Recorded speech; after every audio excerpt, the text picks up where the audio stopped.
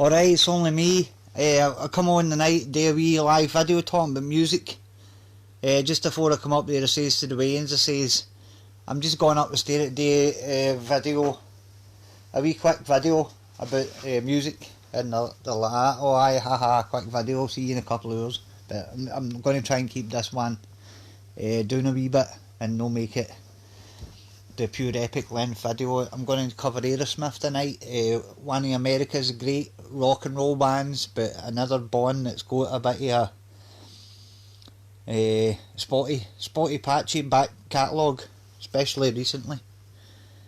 So we'll crack on. Aerosmith signed to CBS Records 1971 by Clive Davis, the famous A&R man, band from Boston pretty much. Like a kind of Rolling Stonesy style, also influenced by the Beatles. So it's Steven Tyler on the vocals, Joe Perry guitar, Brad Whitford guitar, Tom Hamilton on the bass, and Joey Kramer on the drums. A lineup that's still there the now, but changed a wee tiny bit. But we'll get to that. First album's Aerosmith. Released, when was this now? 71, 72. Straight out of the bat with quite a good album here. Although Steven Tyler doesn't sing like he normally sings on it, for some reason he went for this kind of James Brownie style singer on it, but a couple of classics on there. Your Dream On, still one of the One Way Street, pretty good song as well. Mamakin as well, Walking the Dog, we covered there at the end. Yeah, that's quite a good debut, this, although it doesn't, it's not the best sounding album ever. It's no like Van Halen's first album or Montrose's first album where folks still talk about it like in glowing terms, but for the first record, the first Aerosmith album's no bad. Took a wee while to catch on. That was the thing, they were signed to CBS at the same time as Bruce Springsteen, and he got the lion's share of the A&R department's time. Aerosmith had to do it the old-fashioned way, by going out and playing gigs, because that's what they were good at, an outstanding live band, Aerosmith. So moving on, next album, this second album here, Get Your Wings, for 1974. That's another pretty good album. Nothing really wrong with this. Good solid rock album. The only thing is, it's the albums after their first two. For the first two albums are no bad. Probably pretty good actually. It's just that there would be some amazing records followed them and made them a bit more ordinary than they really are. You've got classic Aerosmith songs on there. Same Old Song and Dance, Lord of the Thighs, Seasons of Weather, a cover of Tiny Bradshaw's Train Kept a Rollin'. But again, that's another good album, Get Your Wings. There's nothing really wrong with this. That's the thing that when we talk about these bands, these big bands, they always have a run of records where there's nothing crap in them. They've got 5, 6, 7 really good albums, and that's what makes them the big bands that they are. This is Aerosmith's first monster album year, Toys in the Attic for 1975. This is classic rock at its best. This is one of the great American rock records. When you're talking Toys in the Attic and Walk This Way, Sweet Emotion, that's just talking about the big hits. Big 10-inch record, but great rock and roll songs like No More No More, Round and Round, Adam's Apple. And this would be the benchmark for Aerosmith in the first period of their career. Think how many. This has sold millions and millions. Talking like 10 million seller, Aerosmith's Toys in the Attic. And it's only because when they came back in the late 80s, that's Aerosmith everybody remembers, but Toys in the Attic turned them into a stadium band in the mid 70s. Aerosmith would be out there playing these massive concerts in stadiums, helped by the fact that they followed Toys in the Attic up with this album was Rocks, with the 5 diamonds on the cover there, and Rocks, maybe my own personal favourite Aerosmith album, much the same as Toys in the Attic but a bit darker. But when you look at the track listing of this, starting up with Back in the Saddle, and you can go and listen to it and listen to the way Steven Tyler sings it, Back in the Saddle. See if you ever actually tried to sing like what he sings that song. It's more or less impossible. And Steven Tyler, he's quite opinionated. He can be a bit of an arsehole, but the talent he's got as a singer is quite amazing, and as a frontman. Especially when you think at this time, the thing about Aerosmith was they were all out on their own drugs, particularly Steven Tyler and Joe Perry. And the thing that's where the darkness in amongst these records comes from, where you got stuff like Rats in the Cellar, combination with Joe Perry singing. We go there. Oh, great stuff there. Sick as a Dog, Get the Lead Out, Licking a Promise. There's nothing you can't recommend records like this high enough. Toys in the Attic and Rocks, definitely the high point of Aerosmith, cementing them as one of the biggest America's homegrown rock bands. When you think the 70s in America were pretty much ruled by Led Zeppelin, Pink Floyd, probably the Stones to an extent as well. Just when I'm talking about pure on a touring basis. But Aerosmith were probably the best of America's own rock bands of that kind of ilk. No talking about other American acts, but just purely American rock acts. Aerosmith probably at the top. Gator Smith. Oh, cheers, Gavin. Gavin's watching. Nah, they were bubble wrap rock. Nah, you're not right about that, Hutton. You might you maybe jumped on in the late 80s with the Permanent Vacation pump thing, but in the 70s they didn't come much dirtier than Aerosmith. When you're talking about good rock and roll riffs and just attitude, there was nothing bubblegum about Aerosmith. Aerosmith was a really, really highly dangerous rock and roll band. It's quite amazing that none of them died actually. That they took so many drugs and they did whatever they want. In fact, a couple of times Steven Tyler nearly got lynched by other bands. I remember there was a story one time they were supporting, Kansas was supporting them, and Steven Tyler didn't like the support bonds going out too good. So he would get the roadies to unplug the other band's gear. But the guys in Kansas are all like massive big mountain men with big beards. And the bass player Dave Hope was going to kill Steven Tyler. Luckily he ran away. Well, luckily for him. Next up we got the Draw the Line album from 1977 with this nice cartoon cover here with no writing on the front. And Draw the Line's the first crack, and it's been a pretty good build up so far. Out on not on drugs here, know that there's anything particularly wrong with Draw the Line. There's still some good songs. Draw the Line, I Wanna Know Why, Get It Up, Sight for Sore Eyes, great songs. It's just there's a couple of songs in there that aren't as good. Horn That Feeds and Kings and Queens isn't that good. Bright Light Fright with Joe Perry singing again.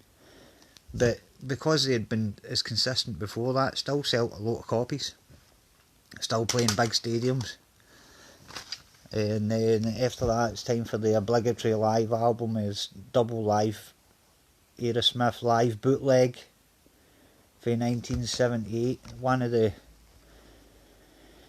it should be in amongst the great live albums. I think that hurts it as it's a kind of compilation of different gigs. But when you're talking about live records, this is 100% live. You can tell just by looking, they haven't went in the studio and tried to fix anything up. The same way they talk about Thin Lizzy Live and Dangerous, Judas Priest Unleashed These, Kiss Alive, and Ken I would say how live were the records, but the Aerosmith live bootleg definitely as live as it comes, and it can just about everything you want for the first 5 studio albums is on there, and a couple of wee bonuses, a couple of cover versions and stuff. A picture of Joe Perry on the back, and that was the thing about it, they try to make it look like a bootleg, as bootleg albums looked in the 70s, with just crappy artwork, and a picture with Joe Perry with the coffee stains on it. Again, brilliant, nice attention to detail. I should actually got my LP records out. That's quite a nice gatefold sleeve, that one. I'm trying to crack on, but I don't want to end up talking about Aerosmith for like 3 years, like what happens. Next up, Night in the Ruts. This is where the shit hits the fan, and the original Aerosmith lineup ends up fragmenting a bit. Joe Perry recorded just about all the guitars for this album and wrote the songs and everything, so it's still the same core team that had made the rest of the records, but they had to get in a different guitar player to finish off this record, and in come a guy called Jimmy Crespo to play the guitars. It's a bit of a shame because this is another strong record, but it gets caught up in amongst all the bullshit that was going on all the time. So the first 2 songs on this, No Surprise and Chiquita, are kind of prime time Aerosmith, but then they go mental and do a cover of the Shangri-La's Remember Walking in the Sand, which is a bit rubbish.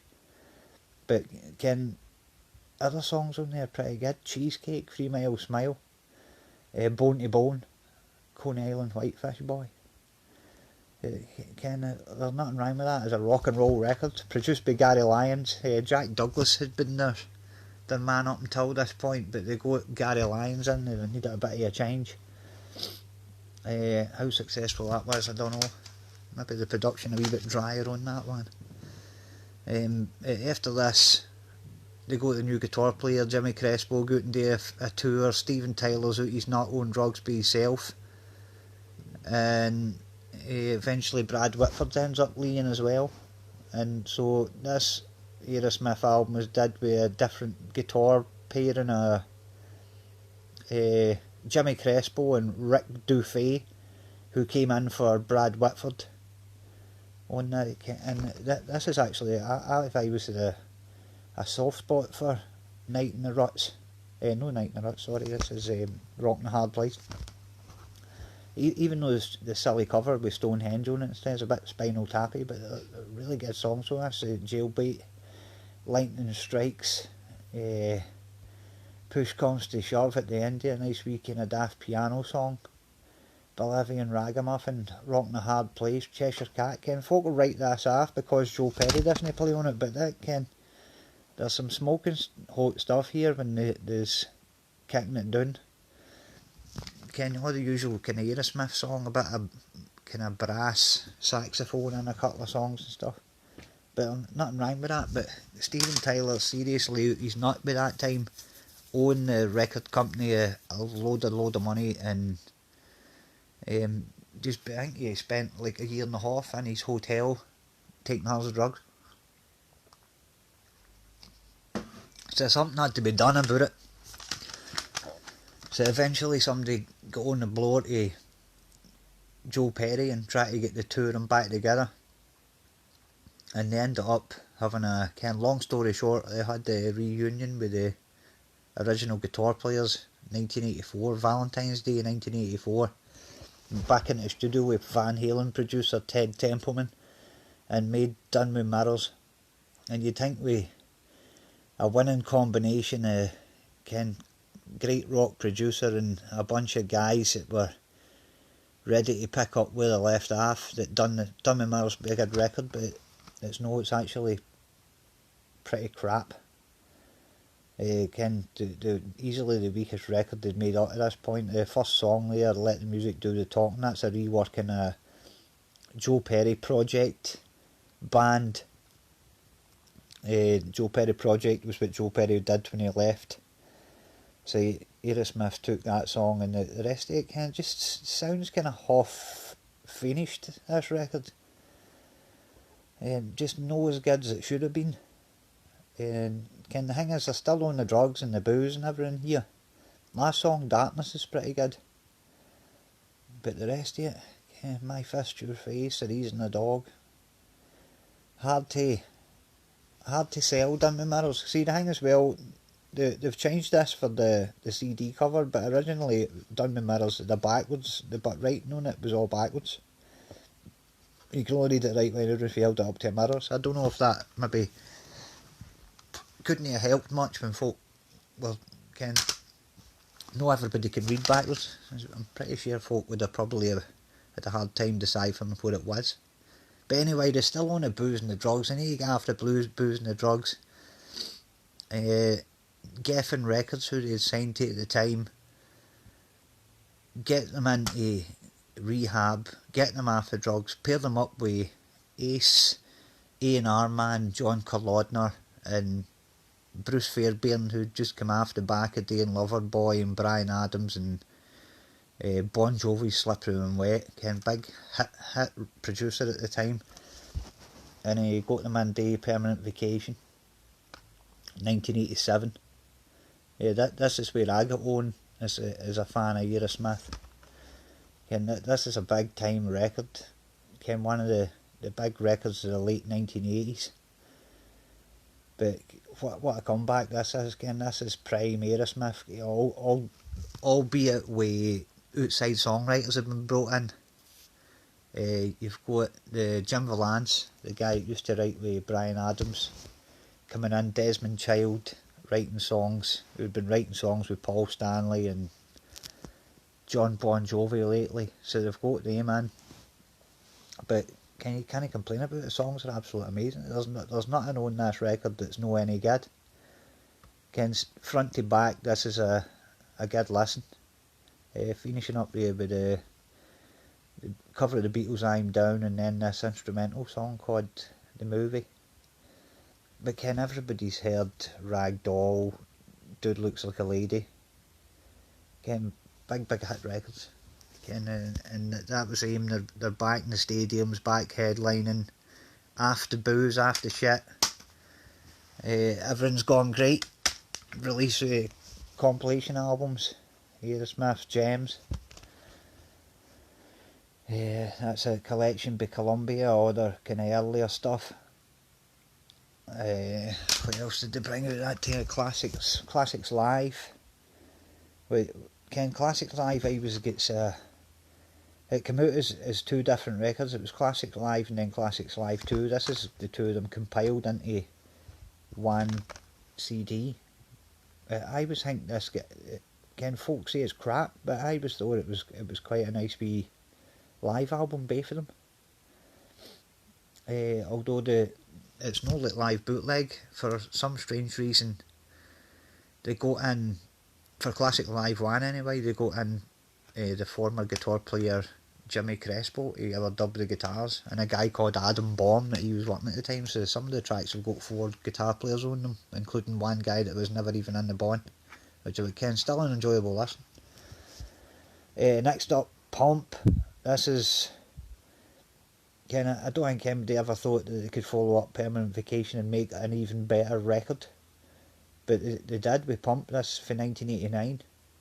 And talking about Pump, when Pump came out, we got it. This was just in the early days of cassettes, CDs. We never had CDs. We had cassettes, and we had the cassette Pump.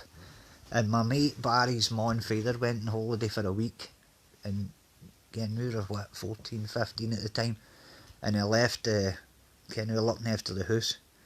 And that was all we did for a full week, every day. Aerosmith Pump in the tape deck. When one side finished, it could turn to and just get played hour and hour again.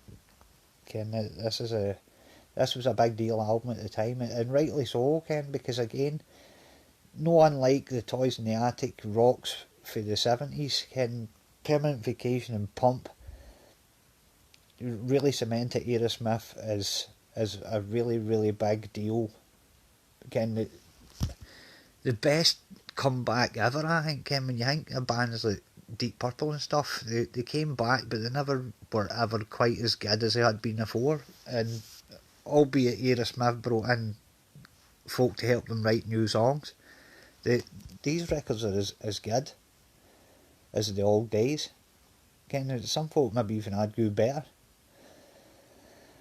But everybody's heard Love in an Elevator, everybody's heard Janie's Got a Gun, everybody's heard The Other Side. These were big hit records at the time. And the rockier stuff as well. The first two songs there, One Two, A Young Lust and Fine. Great stuff. And like Toys in the Attic and Rocks, Pump's just that wee tiny bit darker than Permanent Vacation. With the cover there with the two lorries on top of each other. So that was all good. And then they went into recording their next album, and I think they recorded like some of it and get told that it wasn't good enough and get sent back to do it again. So it took a wee while. Back in the days, Ken, we were talking about, when did this come out? 1993. Get a Grip album. And Ken, we was all mad for Aerosmith at this time. So that this got a hell of a lot of airtime when it came out. No quite up to Permanent Vacation and Pump standards. But yeah, the memory I've got of this album is I would go down to my mate's bit just about every night and sit all night, and my main memory of Get a Grip is walking home at like 5 o'clock in the morning with that and my Walkman as it was then, a tape deck. But there's some great songs on there as well. Can't Eat the Rich, Living on the Edge. I remember when I heard Living on the Edge was the first song they released after Get a Grip, and I remember hearing it and thinking, what the hell's that all about? But it's really held up pretty good. Kind of Beatlesy, psychedelic. Problem with Get a Grip, I think there's too many ballads and just too many songs. As we go here. Aye, there you go. 14. I think there's actually 15 on it. When I had the cassette, there was a song called Can't Stop Messing, which isn't on this. Runabout in there somewhere. It's not on this. I think this is the American version. Just too many songs, too many ballads where you're crying and crazy and all that kind of stuff. But it's still a pretty good album. And in hindsight, the last Aerosmith album I actually liked, because while they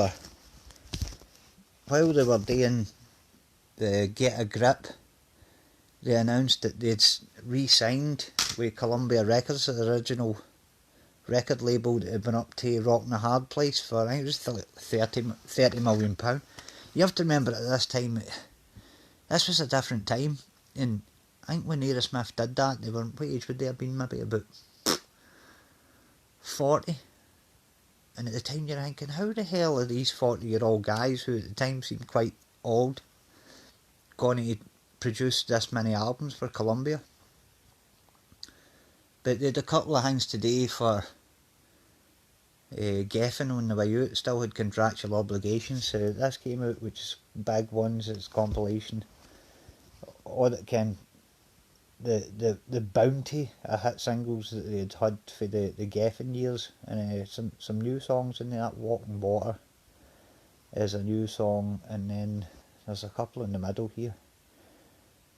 Blind Man and Juices Are Wild, which is an outtake for the Pump sessions, and a nice wee live version of Dude Licks Like an Age at the end here. But again, no really that worth having. So in the meantime, they bring out their first album for Columbia Records, as it shows up in 1996. 9 Lives, produced by Glenn Ballard, who had done, what's her name? Alanis Morissette's album. It was a big deal at the time, Glenn Ballard, 9 Lives. And this is another one I got on cassette, the different cover, the like Hare Krishna thing, which has been since banned. I've still got it up in the loft, the cassette. Again, too many songs, and there's something about this record that I've just never liked. And it sounds like Aerosmith trying to make an album that sounds like Aerosmith, if you know what I mean. Again, it's not as if as if they've got into a formula and a way of making records, and there's just something about this that I don't like. I can't even single out anything that I particularly do like about it. Like anything, when you get it, you keep playing it, but you just can't. Eventually, just give up, and this is why I just gave up on. Horrible, harsh production on it by that guy Glenn Ballard. I don't want to talk about that too much. What's the point? After that came out this live album, which was released by Begefin as an airport to their contractual obligations that they had to finish up. Heavily stacked in favour of the Geffen years, and it's all hit singles. The problem is, unlike live bootlegs, it sounds dangerously out of control, and live it sounds as if it could do 40 bits. This sounds totally safe, and it's like one rock song, then a kind of lovey ballad song, then another rock song, then the flow it's crap, and it's got some of the 70s material on it, like Walk This Way and Back in the Saddle on it, but it's been performed far better in the 70s. So A Little South of Sanity, that was for 1998. Could have been good, but as it turned out, crap. Next up, Just Push Play. This was 2001 maybe. It's produced by a couple of guys that Steven Tyler and Joe Perry wrote songs with, and I think it was recorded in all their own home studios. And a horrible pink covered area dancing robot. I like this one better than Nine Lives, but when I'm sitting here looking at it now, there isn't really anything that jumps out. It is Beyond Beautiful. The first song's pretty good. Just Push Play. Jaded was a single. Again, it's all well put together, and it sounds great. There's some really great vocal arrangements, well recorded and everything, but it's no rock and roll enough to bail at Aerosmith. It's too produced, and this came and went without much fanfare. Ken, when you're talking about the days of Permanent Vacation, Pump, Get a Grip, when you're talking MTV, you're talking massive big hit singles. Again, one of the biggest rock bands in the world at the time, but this time they fell off the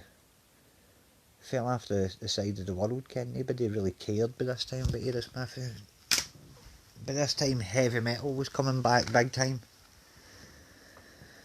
and Ken, this is where it all dried up really for Aerosmith. For the more live albums, Rockin' the Joint, Live at the Joint, which is just a run through kind of the same old stuff, but they have stuck in some wee No More No More, Seasons of Winter, deep cuts for the 70s, Light Inside, which is for Just Push Play album. I Don't Want to Miss a Thing, you can't really no mention that. It's probably the biggest hit single, which they recorded for the Armageddon soundtrack, written by Diane Warren, to get the women in.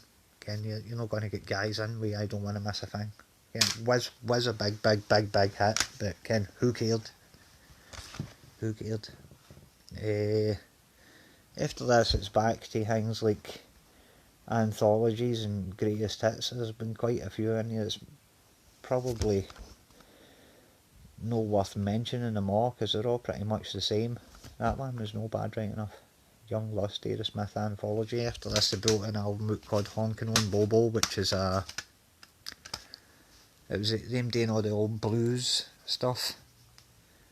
I don't want to hear that nor about that. Yeah, never cared about that. But then they announced they were doing another studio album. I think this is like 2013, 2014. Again, after years and years of speculation, when are Aerosmith going to do another studio album? And then it came out, Music for Another Dimension. I don't even know what to say about this.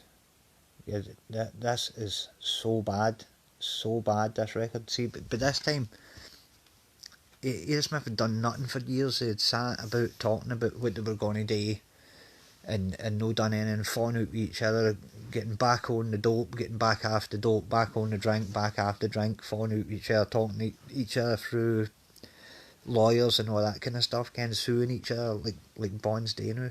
And it's still the original five guys that were in Aerosmith in 1970 that are making these records here in the mid 2010s. But this record's crap. It really is. I was expecting so much better. When you think how good Aerosmith can be, and they'd been sitting for 10 years, that they must have had some decent songs. I can't even mention one song on this that's any good. It's just rubbish. It really is rubbish. And that's the thing, Ken, you'll get Steven Tyler coming out and saying, look, we don't want to compete with rock bands, we want to compete with whoever the One Direction or Britney Spears or whoever the mainstream acts at the time were. And that tells you what is wrong, and what's been wrong with Aerosmith for a long, long time, is your core fan base are rock fans that want to hear angry guitars, and what he's basically telling you is, I don't want to be a rock band, I want to be a pop band. So that's what the problem is. Ken just want more money. So next up they bring out this Aerosmith Rocks Donington 2014. Is it on the back of the tour there for the Music for Another Dimension? And this when I got this just showed me how far Aerosmith had fell, because their performance on this is shocking. Joey Kramer and Tom Hamilton come off no bad, but the guitars are just nowhere near as good as they were. Brad Whitford and Joe Perry are one of the great guitar partnerships of all time, but here it's just crap. It's them headline in Donington. To turn in that kind of performance, and for everybody to think it was great, that just shows you where you're at now in the world, where folk don't go to see bands because they particularly want to hear the music that they're playing. They go to see them because they want to say that they've seen something. I went to see this, I went to see... You want to go and see something like that for? You want to go and see something that's really happening, something that's really good, rather than watching something that might have been good 30 years ago. I just don't understand why people do that. But yeah, Aerosmith Rocks Donington's a big avoid. There's so many better Aerosmith live things out there. Mere compilations here, the best of Aerosmith, Devil's Go to New Disguise, probably another couple of new songs. A couple of new songs, but it sure did Looks Like a Lady and Living in an Elevator and that. This was... what was that now? Aye, that's Woodstock 1994, which Aerosmith performed at on the back of the tour for the Get a Grip album.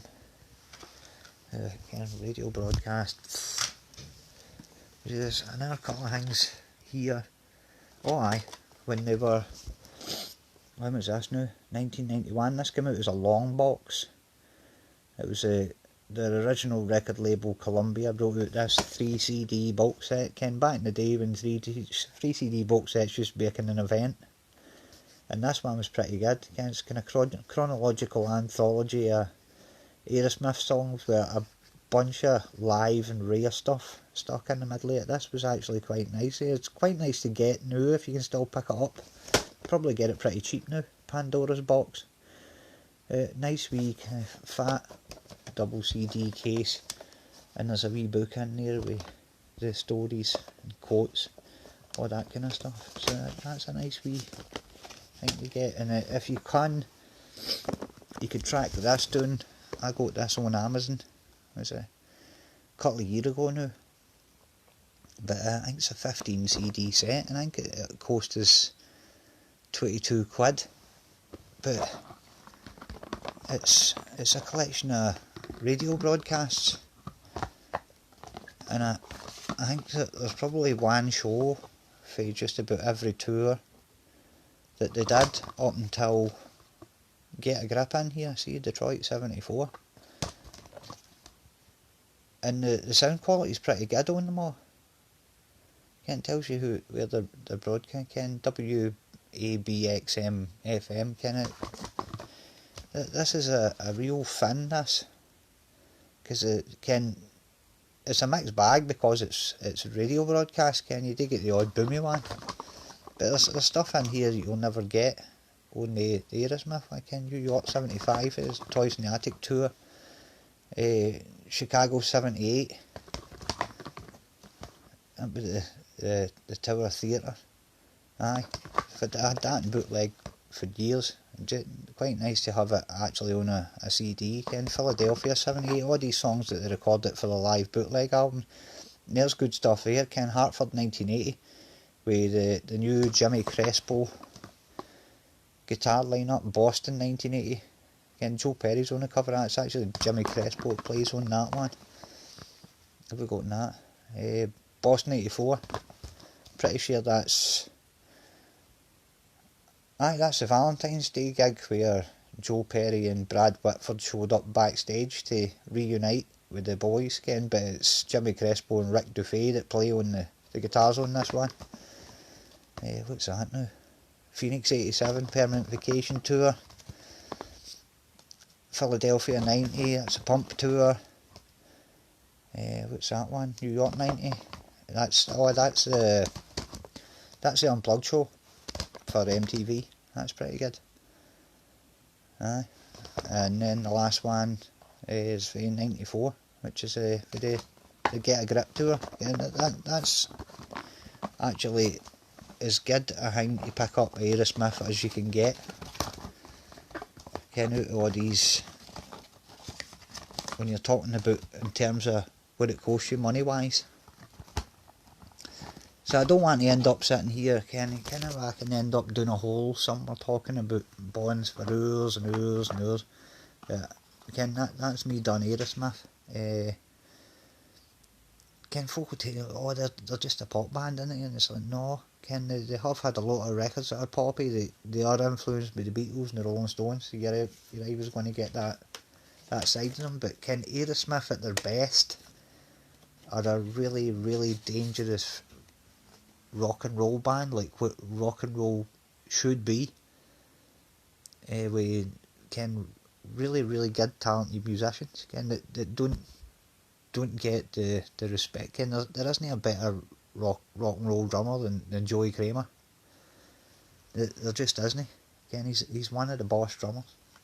So anyway, I'm going to sign off with that because I've got a funny feeling he always want to get in here to dry her hair, and I'm going to end up in boner. So enjoy the rest of the night and enjoy a wee bit of Aerosmith. Know the later stuff. Stick to the earlier stuff. You can't go wrong. There's some really good rock music in there. So that'll do me for the night. Have a nice night, and I'll see you later. Bye.